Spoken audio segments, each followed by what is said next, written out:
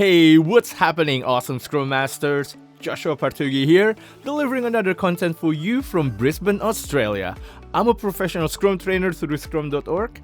Glad to have you back on this channel, folks. If you're new to this channel, welcome to the community of awesome Scrum Masters. So I hope this week has been an awesome week for you. From the previous video, we have learned that as a true leader who serves, the Scrum Master wears 8 different hats as a guidance for their decision-making process.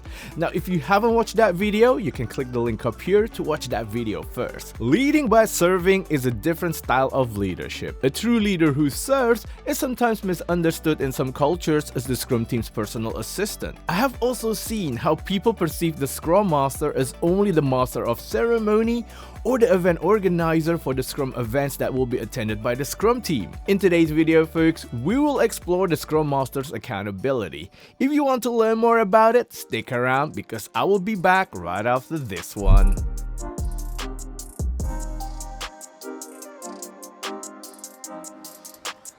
I will refer to today's video in my future videos. I will also refer to today's video in my podcast episodes named Think and Act Like a Scrum Master that are available on Google Podcasts, Spotify, or Apple Podcasts. Now, if you haven't subscribed to my podcast, go and subscribe now. Now, let's get back to today's topic. That is Scrum Master's accountability. One of the accountability of a Scrum Master as written in Scrum Guide version 2020 is Scrum Team's effectiveness.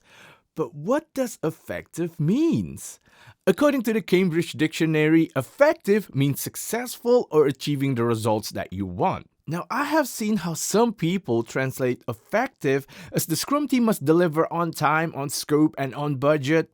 You know, that Project Iron Triangle thing? This kind of interpretation about effectiveness is some of the reason why Scrum becomes a mini waterfall and the Scrum Master is perceived as no different to a project manager. As I have shared on one of my vlogs, one of the reasons why developers are disengaged with the Scrum process is because the sprint are turned into a mini waterfall. If the Scrum Master's accountability is the same as the project manager's accountability, why do we need a new name? Right?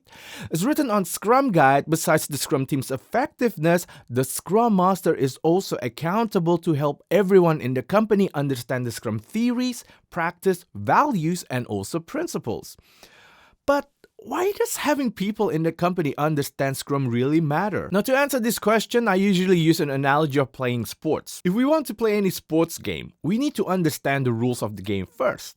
If we want to play rugby, for example, we need to understand the rules of rugby so we know how to win every matches and continuously improve based on our past performances. Now, if Scrum is misunderstood as a mini waterfall, for example, this may lead to disengagement from the developers. People's understanding about Scrum should improve the Scrum team's effectiveness.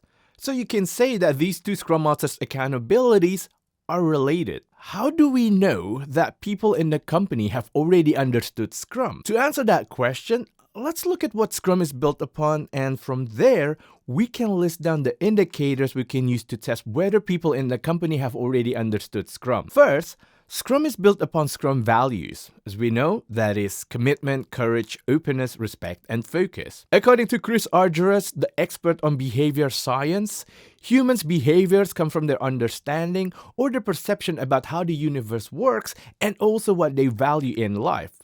From the previous video, we have learned that one of the 8 hats the Scrum Master wears is uphold Scrum values. When people have understood Scrum, the behaviors that reflect the Scrum values should be observable in people's day-to-day work. Secondly, Scrum is built upon empiricism. As we know, the 3 legs of empiricism are transparency, inspection, and adaptation. Every Scrum event is an opportunity for inspection and adaptation. Every Scrum artifacts from the product backlog, the sprint backlog, and the increment are transparent to everyone in the company. Transparent means people do not give buffers to the estimates. They do not manipulate any metrics. They're transparent about any technical debts or any issues in the product. They don't cover it up. Transparent means people have the courage to challenge the status quo rather than just live along with it. This is because there is psychological safety in the company. The progress to date is also transparent. There's no cover-up. The management is also transparent with the current state of the company. Transparency should lead to inspection. Some companies, they're good at inspecting, but they're not good at adapting. This is because some of these companies are attached to their initial plan. Inspection that does not lead to adaptation is meaningless. The inspection during sprint planning, daily scrum, sprint review, and sprint retrospective, and other events in the company should lead to adaptation. Adaptation should lead to improvements. From my personal experience, implementing empiricism in large companies is really hard. Some people still expect predictability and fixed timelines. When people in the company understand Scrum, all of the information for decision making is transparent and being inspected. And most importantly, the company is adapting towards achieving the sprint goal, the product vision, and also the company vision. When people are courageous to continuously adapt, they see adaptation as the norm for survival in the market. Thirdly, Scrum is built upon lean thinking. Lean thinking is a concept from Toyota Production System that was popularized to the world by James Womack through his book titled The Machine That Changed the World. Lean is about removing waste in the whole value stream. In the Toyota Production System, there are 3 types of waste that are muda, muri, and mura. To overly simplify, waste is any activity in the whole value stream that does not bring any value for the customers. Now, we can ask the following questions as a starting point to test whether there is still any waste in the whole value stream. Do meetings result with 0 outcomes? Does the management spend months budgeting or strategizing? Manual process is a waste. Therefore, we can ask, has the company automated anything that can be automated? Has testing been automated? How about acceptance testing? Has that been automated? How about deployment to the production environment? Does the company still write documentation that does not bring any value to the customers?